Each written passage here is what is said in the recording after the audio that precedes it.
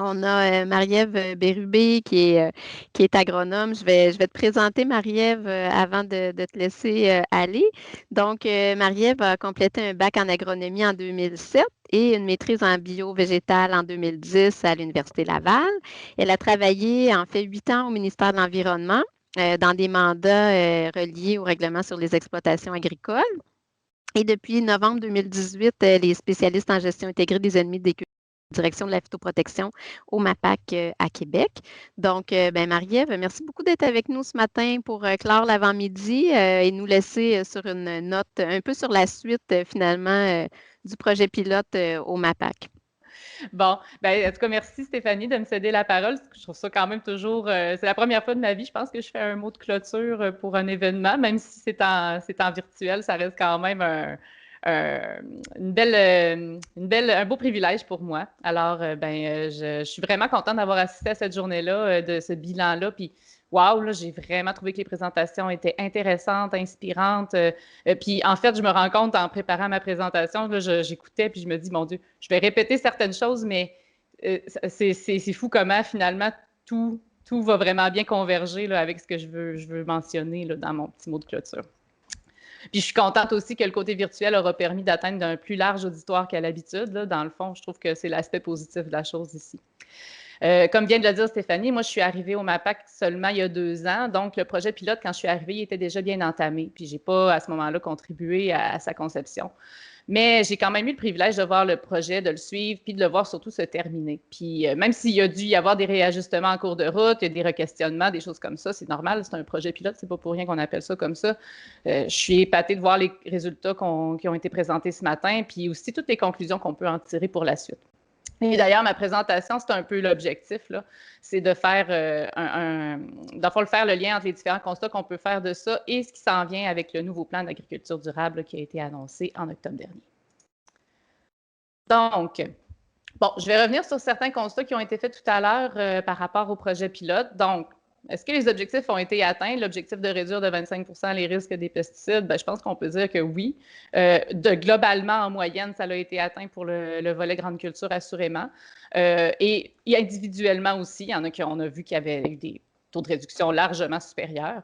Mais en même temps, pour d'autres, on a vu aussi que, bon, il y en a qui, c'est sûr, qui n'ont pas atteint le 25 et encore, il y en a que ça l'a augmenté pour diverses raisons. On en a énoncé plusieurs pendant les dernières présentations, les présentations de ce matin. Je fais quand même un petit retour, moi aussi, sur mes constats du pourquoi, quelques explications possibles. Ça, Patricia l'a bien dit tout à l'heure, un point de départ variable. On comprend très bien que c'est pas les producteurs partent pas tous du même point. Puis c'est sûr que, comme elle l'a bien expliqué, quand on part de plus loin, quand finalement nos indices de risque sont très élevés, c'est plus facile d'atteindre des niveaux de réduction intéressants puis impressionnants que quand on a déjà fait notre bout de chemin puis notre situation initiale, ben, elle est déjà positive. Alors là, ça devient de plus en plus difficile d'année en année. Puis ça fait vraiment prendre conscience que le point de référence, d'où on part, il est important parce que si on se compare à quand on est déjà très avancé, ben ça fait que c'est plus difficile à atteindre. Donc ça, c'est sûr qu'il y a cet élément-là. Il y a aussi la météo, on en a parlé. C'est quelque chose peut-être aussi, là, on n'a pas nécessairement parlé du volet horticole ce matin, puis c'est normal, mais dans ce contexte-là, où il y a beaucoup de fongicides utilisés encore plus que dans les grandes cultures, ça a un impact aussi. D'une année à l'autre, on pouvait voir des augmentations quand même importantes et c'était simplement dû au fait qu'il fallait avoir des applications pour limiter les développements de maladies. Alors, bien entendu, il n'y a pas de contrôle sur la météo, ce n'est pas une question de volonté. Alors, parfois, ben, les indices de risque, malheureusement, ne pourront pas suivre nos bonnes actions, même si on est dans la bonne philosophie là, de vouloir les réduire, les risques. Et aussi, ben, je pense que ce qu'on l'a mentionné aussi avec quelques exemples aujourd'hui, adopter de la GIEC, ça ne veut pas toujours dire réduction des risques, notamment dans ce qui concerne la gestion de la résistance. Même si ce n'était pas dans les objectifs, c'est sûr que, et c'était correct, là, et même très important que ce soit dans la prise de décision, parce que si on se retrouve avec un problème de résistance, ben, on n'est pas plus avancé, parce que par la suite, on va être pris avec moins d'outils disponibles. Donc, encore là, possibilité d'augmenter les risques. Et effectivement, ben, on prend l'exemple du glyphosate, on voit bien que un producteur qui utilisait glyphosate, qui faisait du Roundup Ready puis qui faisait du glyphosate année après année, du moment qu'il veut gérer sa résistance, ben, ses indices de risque vont nécessairement augmenter. Et voilà. Donc, pour toutes ces raisons, bien, ce que je trouve comme constat qui est important de faire par rapport au projet pilote, qui, on l'a dit tout à l'heure, à la fin, l'aide financière était majorée selon le niveau de réduction des risques, bien, c'est peut-être pas équitable d'un producteur à l'autre et pas représentatif nécessairement de tous les efforts. Donc, je pense pas que je suis pas en train de dire que l'IRPEC n'est pas intéressant. Au contraire, c'est un indicateur super important pour faire la bonne prise de décision pour les outils.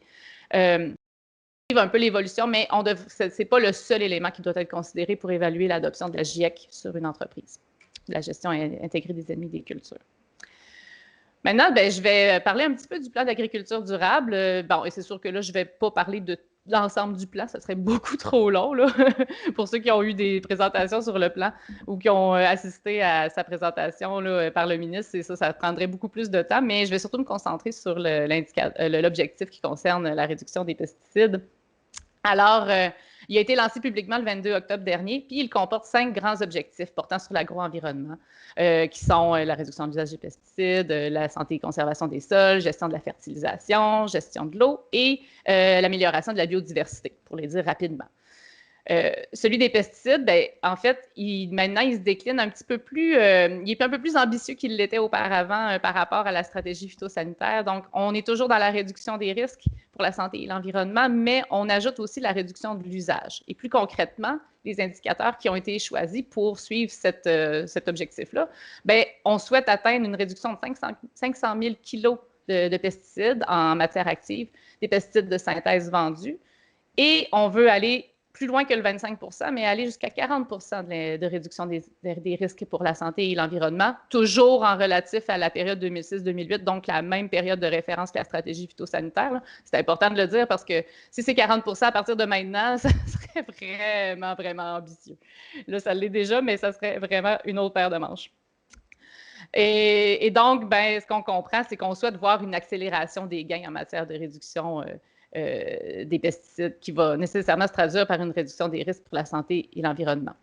Donc, c'est quand même très ambitieux, comme je viens de le dire. Et pour atteindre ces indicateurs-là, cet objectif-là, ben, c'est sûr qu'il va falloir aller plus loin que la gestion raisonnée des pesticides pour limiter les risques. C'est sûr qu'il va falloir aller en augmentant l'adoption de pratiques préventives puis de méthodes alternatives aux pesticides pour réduire les quantités utilisées. C'est un incontournable. Mais pour y arriver, le plan, il y a quand même des moyens appuyés d'un budget substantiel. Je vous en présente ici quelques-uns des moyens. Donc, premièrement, ben, il y a un gros volet, 70 millions de dollars seulement du 125 au total qui sont consacrés à la reconnaissance des efforts des producteurs. Donc, ça va être un mécanisme de rétribution des pratiques agro-environnementales qui va être basé sur l'atteinte de résultats et aussi sur le partage des risques. Donc, ça, je vais y revenir un petit peu plus loin, là, pas nécessairement tellement de détails, là, mais je vais y revenir un petit peu plus loin. Il y a aussi le développement et mise en œuvre d'un parcours structuré de formation continue en agro-environnement pour les producteurs agricoles. Ça, c'est l'ITAQ, je crois qu'il faut que je dise maintenant, ou du moins bientôt, ça sera le cas, peut-être, qui va être en charge là, de ce volet-là. Et également, on en a parlé un peu plus tôt ce matin, l'accompagnement professionnel accru pour favoriser l'adoption de pratiques agro-environnementales à la ferme, notamment en intégrant l'agriculture numérique et de précision. Quand je dis 25 millions, il y a une petite astérisque. En fait, ce 25 millions-là, c'est le même pour la formation continue, pour l'accompagnement professionnel et aussi pour le transfert technologique. Donc, mais ça reste quand même des sommes qui s'additionnent à ce qui était existant. Donc, je crois qu'on va probablement, j'espère, réussir à améliorer là, tous ces aspects-là là, dans les prochains temps. Maintenant, je me suis amusée un peu. Là, je me dis, ben, finalement, il y a quand même un certain rapprochement, là, une certaine parenté entre le projet pilote et le plan d'agriculture durable en ce qui concerne un peu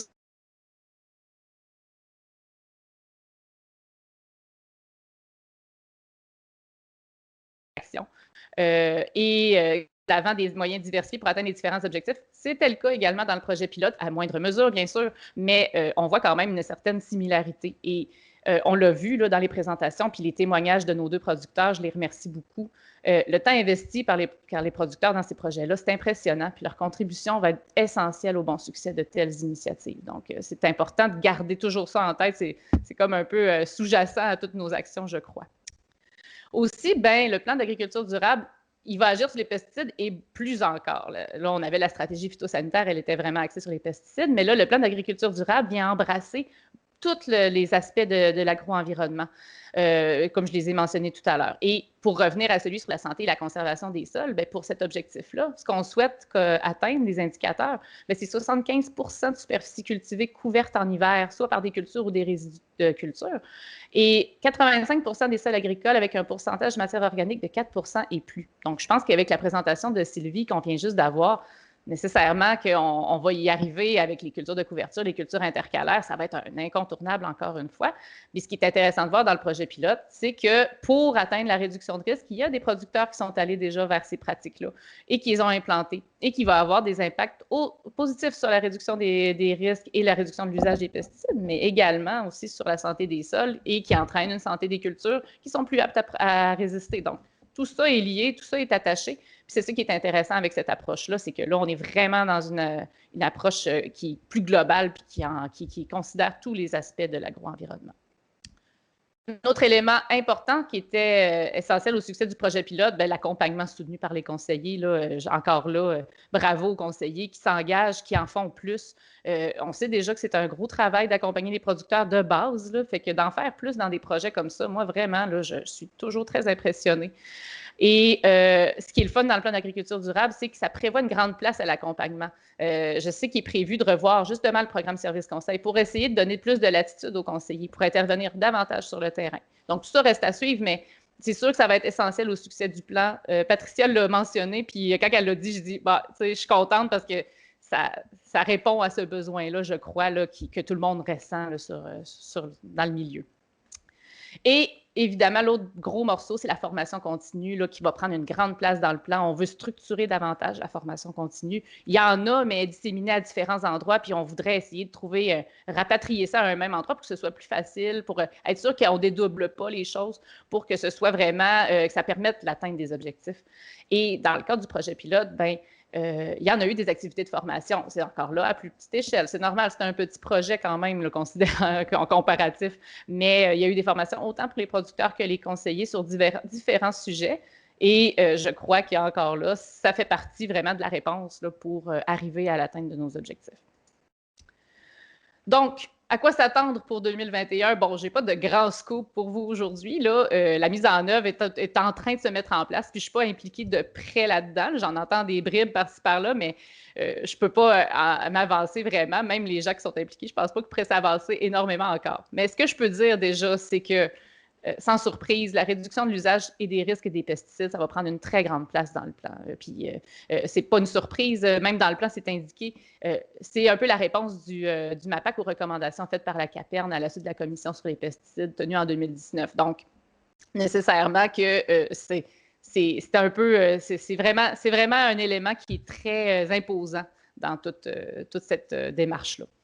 Et concernant la rétribution des pratiques agro-environnementales, je vous en ai glissé un mot tout à l'heure, il est prévu d'avoir établi le mécanisme dès le printemps 2021 et de lancer un projet pilote, un autre, afin de le valider dans la saison 2021 pour une mise en place à grande échelle prévue en 2022. Donc, bien évidemment, les producteurs vont être invités à collaborer à ce nouveau projet-là. Et ça va certainement que les constats qu'on peut faire du projet pilote vont être éclairants, vont certainement teinter un peu comment on va monter ce mécanisme de rétribution-là. Comme je le disais tout à l'heure, de se baser seulement sur l'indice de risque, sur l'IRPEX, bien, c'est pas comme ça serait pas équitable d'un producteur à l'autre. C'est vraiment important d'en tenir compte là, dans cette réflexion-là. Puis aussi, ça a été mentionné dans la première présentation, il y a aussi l'IRDA qui est en train de faire l'analyse économique, l'analyse coût-efficacité pour quoi les meilleures pratiques qui permettent une réduction des risques à moindre coût par Luc Belzile à l'IRDA. Donc, ça, c'est sûr que c'est à suivre en 2021. Puis, c'est sûr que quand ça sera sorti, bien, on s'assurera de faire suivre l'information parce que ça va compléter un petit peu là, tout ce beau trajet-là avec le projet pilote, également pour le volet. Pour le reste, bien, il y a beaucoup de choses qui restent à faire. Je pense que c'est pas la première fois qu'on veut faire des choses, qu'on veut aller qu'on veut se structurer, qu'on veut faire mieux. C'est pas facile, on le voit, là, de faire bouger une grosse machine. Il y a une grosse inertie, mais je pense que le momentum est bon. Je pense que les astres s'alignent, que tout le monde veut vraiment travailler ensemble. Puis, c'est vraiment là, en mettant la main à la pâte tous ensemble qu'on va y arriver et j'ai parfaitement confiance là, en notre capacité là-dedans. Alors, Je vous remercie vraiment de votre participation à cette journée-là. Ça a été super intéressant. Merci beaucoup aux producteurs, aux conseillers qui ont participé à la journée, mais aussi au projet pilote, à tous les autres intervenants du MAPAC, à l'équipe de la Montérégie. Vraiment, là, je les ai trouvés épatants de faire des documents par producteur, de prendre le temps de faire ça. Sérieusement, ça montre toute l'énergie et la passion que ces gens-là ont dans ce projet-là de vous faire mieux. Moi, je peux juste sortir d'ici avec un sourire en me disant, ben il y a du monde qui veut le faire mieux. Là. Puis quand on entend qu'on n'en fait pas assez, ben il faut se rappeler que il y a une minorité, mais il y a beaucoup de gens en arrière qui veulent faire mieux. Alors, ben merci à l'avance pour ceux qui vont poursuivre leurs efforts, puis qui vont aussi contribuer à la suite des choses là, dans le plan d'agriculture durable. Voilà. Merci. Merci, Marie-Ève. Anne-Gabrielle, est-ce que tu pourrais, là, j'ai vu qu'il y avait des petites bulles qui montaient là, au fur et à mesure que tu parlais. Là. Je pense qu'il y a des questions là, par rapport peut-être au pourcentage de matière organique des sols, là, l'objectif de 4 entre je vais autres sortir le choses. clavardage. Là, moi, je n'ai rien vu aller. Ben, c'est ça, je ne sais pas, Anne-Gabrielle, si tu pourrais nous faire un petit résumé, s'il te plaît? Ben, en fait, il y a surtout 2 commentaires qui ressortent là, soit que le nombre de kilos, de matière active, c'est pas un super indicateur. En fait, il y a quelques personnes qui ont l'air d'être d'accord avec ça. Puis sinon, il y avait justement, entre autres, Paul qui disait qu'il était frileux avec le 4 et plus, car c'est trop arbitraire et ça dépend des types de sols, ça dépend de où qu'on part. Donc, c'est pas vraiment des questions, là, mais bon. Mais le 40%, c'est à partir de quelle année? Parce que là, il y a quelqu'un qui a répondu 2006, 2008, puis je comprends pas comment je vais faire pour aller chercher cette information-là. C'est vraiment ça? Non, mais ce que je voulais dire par là, c'est que dans la stratégie phytosanitaire, la réduction de 25 c'est de façon globale, évidemment. Là, je parle à l'échelle provinciale. Dans la stratégie phytosanitaire, ça a toujours été la période de référence 2006-2008, cette moyenne-là. Mais ça a toujours été par rapport à ça que dans le bilan des ventes là, qui est publié par le ministère de l'Environnement chaque année, qu'on voit l'évolution. C'est à partir de ça qu'on fait ce calcul-là. Il faut faire attention, le pourcentage qui est là quand même, c'est sur la base de la période de référence au niveau provincial. Donc, c'est pas que le producteur a sur sa ferme à réduire de 40%, là. Non, pas nécessairement. Puis, comme de toute façon, je pense c'est comme, dans le fond, c'est 40% par rapport à quoi, encore là, c'est ça, il faudrait qu'il y ait ces données-là. C'est vraiment plus au niveau provincial. Fait que si tout le monde fait son effort, bien là, c'est au niveau provincial qu'on peut voir ça. Malgré qu'il y a toujours un petit bémol là-dedans, c'est que ces pourcentages-là sont basés sur les ventes et non pas sur l'utilisation. Bon, je sais qu'on se le fait souvent soulever, là, mais malheureusement, on est un peu limité avec les données qu'on a là, pour être plus précis que ça. Parce que ça donne des tendances. Si on se fie sur les ventes, il y avait vraiment une aberration au niveau du glyphosate. C'est quoi? C'est l'année 2018, je crois, là. Si c'est ça, nos sources, là, c'est comme un peu questionnant, là. Oui, mais en même temps, on n'a pas d'autres sources. Fait que c'est plus, il faut le voir, pas sur une année précise, mais sur une période de temps. Je pense que sur une période de temps, on voit quand même une tendance à la diminution. Ça reste des indicateurs qui nous disent si on va dans la bonne ou la mauvaise direction. C'est pas pour être super exhaustif, super précis. Mais bon, je sais bien que c'est pas satisfaisant probablement comme réponse, mais j'en ai malheureusement pas d'autres à donner. Mais pour la rétribution au producteur, ça va être basé, entre autres, sur sa réduction des indices de risque. Bien, ça, je ne suis même pas en mesure de le dire, étant donné que je ne suis pas dans ce comité de travail-là. C'est quoi qui va être retenu comme mesure pour faire la rétribution? Ça reste à déterminer, justement. Là. Par le projet pilote. Oui, entre autres. Okay. Donc, y a-t-il quelque chose de concret au niveau des subventions en accompagnement pour 2021? Parce que nous autres, on va en fait faire nos contrats de service, puis il faut le savoir. Oui, ben là, sinon, je n'ai pas d'informations là-dessus. Je suis un peu porte-parole en ce moment. Okay. Marie-Ève, moi, j'aurais juste une dernière question. Le projet pilote, est-ce que ça va être un projet provincial? Comment ça va fonctionner? Bonne question. Je pense, c'est sûr que pour l'étendre à la grandeur de la province, ça va être en 2022, comme je le disais. Fait que je ne sais pas si ça va être peut-être plus de régions, mais j'avoue que je n'ai pas l'information, malheureusement. C'est pas encore défini encore. Peut-être que ce n'est pas encore défini, non. OK. Ben, merci beaucoup. Donc, c'est sur ces bonnes notes que se termine notre avant-midi. Merci Marie-Ève, merci tout le monde d'avoir été présent. Juste avant que vous quittiez, je veux vous dire qu'on a organisé des webinaires Grande Culture qui vont débuter la semaine prochaine, mercredi prochain. Donc, je vous invite à vous y inscrire. C'est des webinaires qui sont gratuits, qui sont faits en fait par le MAPAC. Donc, c'est ça, ça débute la semaine prochaine. Après ça, on a la date du 21 janvier, du 27 janvier, du 3 février, du 10 février. Donc, on espère que vous serez présents à nos prochaines activités. Alors, sur ce, je vous remercie de votre présence. Je vous souhaite de joyeuses fêtes. Soyez sages, soyez en sécurité et au plaisir de vous revoir. Merci.